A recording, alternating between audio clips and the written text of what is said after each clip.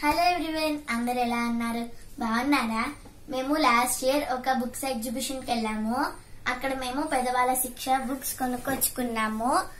దీంట్లో వేమన పద్యాలు, శతక పద్యాలు, సామెతలు, పొడుపు కథలు, ఇండోర్ గేమ్స్, ఇంకా చాలా జనరల్ నాలెడ్జ్ ఉంది.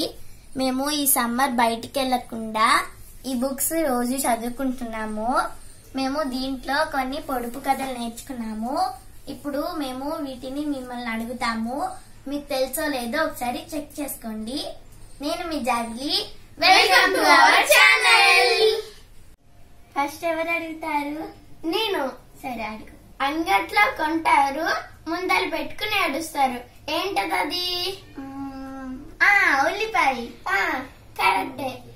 ఆకాశంలో 66 కొడవళ్ళు. ఏంటవి? ఆకాశంలో చింతకాయలు. కరెక్టే.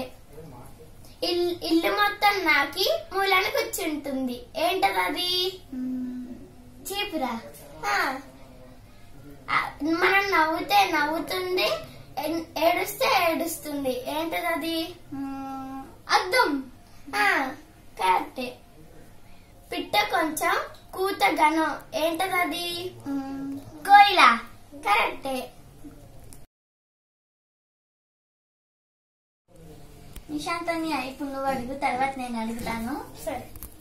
అన్ని వేసి చూడు, నన్ను వేసి చూడు. నేనెవరిని? ఉప్పు. Right answer. అంగుళం గదిలో 60 మంది నివాసం ఉంటారు. ఎందులో? అగ్గి పెట్టెలో. Right answer.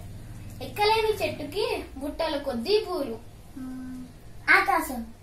ఆకాశం కాదు జాబిల్లి, ఆకాశంలో నక్షత్రాలు. ఇల్లు లేని నగరాలు, నీళ్లు లేని సముద్రాలు ఎక్కడుంటాయి?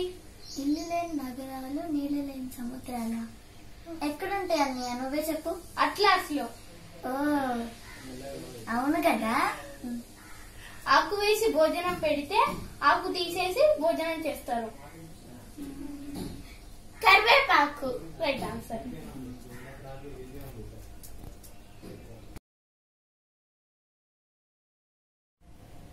ఇప్పుడు నేను క్వశ్చన్స్ అడుగుతాను, మీరు ఆన్సర్స్ చెప్పండి. 5గురిలో చిన్నోడు కానీ పెళ్లికి మాత్రం పెద్దోడు ఎవరు? చిటికెన వేలు. అవును. ఎంత వాడినా అరగని బిల్ల, తరగని బిల్ల. ఏంటిది? రూపాయి బిల్ల. అవును. కాళ్ళు లేవు కానీ నడుస్తాయి, కళ్ళు లేవు కానీ ఏడుస్తాయి. ఏంటవి? మేఘాలు.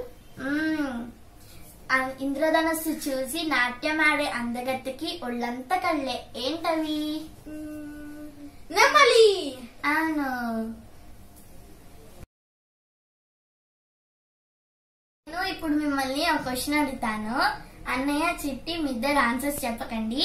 మీకు తెలిస్తే మీరే కింద కామెంట్ బాక్స్ లో రాయండి. మీ కామెంట్ కోసం నేను వెయిట్ చేస్తూ ఉంటాను. ఆ పొడుపు కథ ఏంటంటే, అల్లుడు వచ్చాడు, చొక్కా విప్పాడు, నూతిలో దూకాడు. ఎవరు? ఈ పొడుపు కథలు చాలా ఫన్నీగా ఉంటాయి కదా. దీని వల్ల మన ఇమాజినేషన్ పవర్ కూడా పెరుగుతుంది, బ్రెయిన్ కూడా షార్ప్ అవుతుంది. అందుకే మీరు కూడా మీ ఇంట్లో ఇలాంటి పొడుపు కథలు నేర్చుకోండి. మా వీడియో కనుక మీకు నచ్చితే లైక్ చేయండి, షేర్ చేయండి, సబ్స్క్రైబ్ చేయండి. Thank you for watching. Bye bye.